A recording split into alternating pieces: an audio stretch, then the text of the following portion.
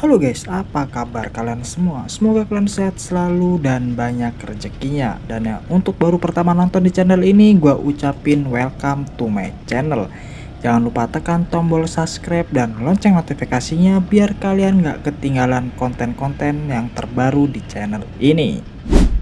Sebagian warga Indonesia pasti udah tahu nih kalau negara tercinta kita punya sirkuit yang ada di Lombok yang bernama Sirkuit Internasional Pertamina Mandalika.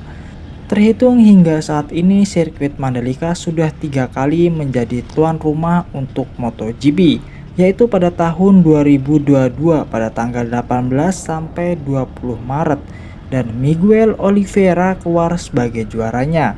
Disusul pada tahun 2023 pada tanggal 13 sampai 15 Oktober, Francesco Bagnaia menyusul menjadi juara.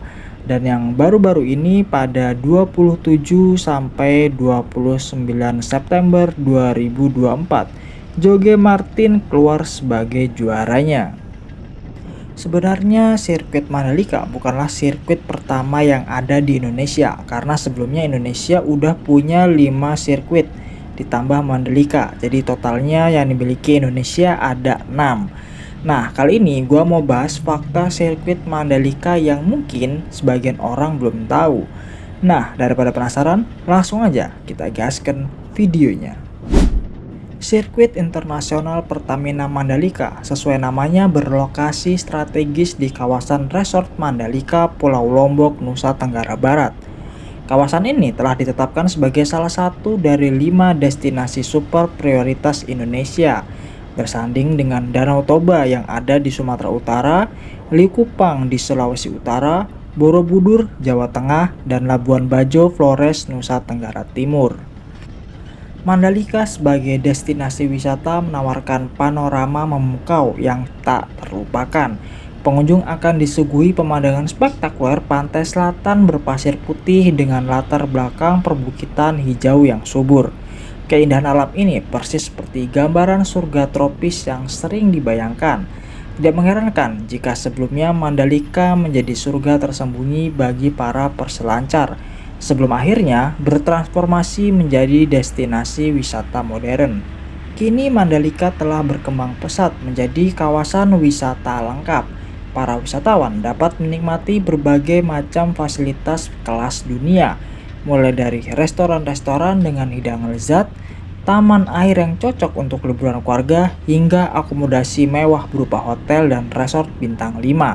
Perkembangan ini menjadi Mandalika sebagai destinasi yang menawarkan kombinasi sempurna antara keindahan alam dan kenyamanan modern. Maka nggak heran kalau sirkuit Mandalika masuk dalam jajaran sirkuit terindah dan terbaik di dunia. Wih gila nih, keren banget ya. Sirkuit Mandalika berhasil dibangun selama 1 tahun 1 bulan, dimulai pada 15 Juni 2020 dan berakhir pada 15 Agustus 2021. Sebagai lintasan balap kelas internasional, diketahui bahwa sirkuit Mandalika dibangun dengan menggunakan bantuan perusahaan arsitektur asal Amerika Serikat bernama Populous.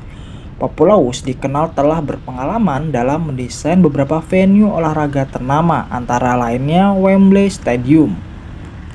Konstruksi pit building menggunakan material produksi dalam negeri dan menerapkan metode konstruksi modular yang dikembangkan oleh PT Wijaya Karya Bangun Gedung atau PT Wika. Prestasi luar biasa dalam membangun pit building ini telah diakui oleh Museum Rekor Indonesia. Fasilitas bertaraf internasional tersebut berhasil diselesaikan hanya dalam waktu 21 hari aja, menjadikan pemegang rekor sebagai pembangunan pit building bertaraf internasional tercepat dengan sistem modular. Pit building yang megah ini membentang sepanjang 350 meter dan mampu menampung 50 garasi. Struktur 3 lantai ini dibangun dengan sistem modular canggih. Lantai dasar difungsikan sebagai arena garasi untuk tim balap dan teknisi. Setiap garasi dirancang dengan dimensi lebar 5,24 meter dan panjangnya 18,34 meter, menjadi bagian dari total luas bangunan yaitu 13.700 meter persegi.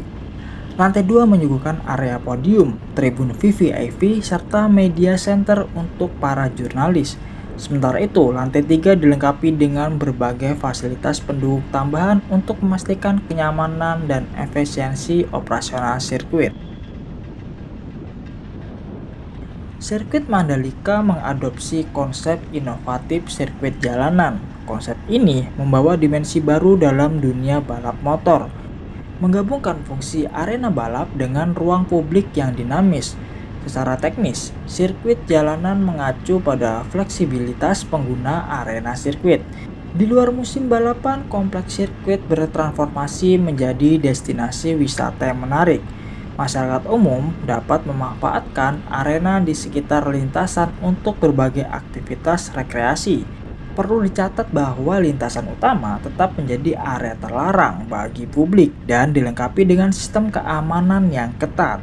Konsep unik ini membuka peluang bagi wisatawan yang berkunjung ke Lombok untuk pengalaman berbeda.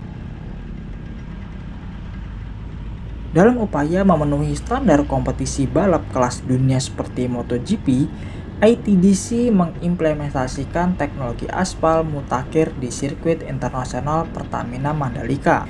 Sebagai bagian integral dari pengembangan sirkuit, lapisan ketiga konstruksi jalan dilapisi dengan aspal damar batu, atau bisa disebut dengan stone mastic aspal, sebuah inovasi terkini dalam teknologi permukaan jalan. Stone mastic aspal merupakan campuran aspal canggih yang diaplikasikan sebagai lapisan permukaan teratas.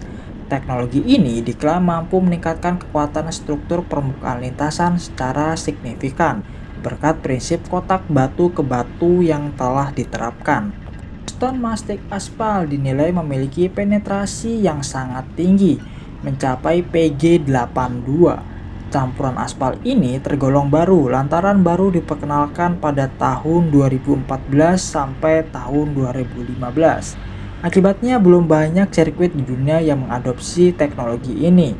Namun beberapa sirkuit ternama telah menggunakan aspal jenis ini, termasuk sirkuit Silverstone di Inggris, sirkuit Dubai di Uni Emirat Arab, dan sirkuit Phillip Island di Australia.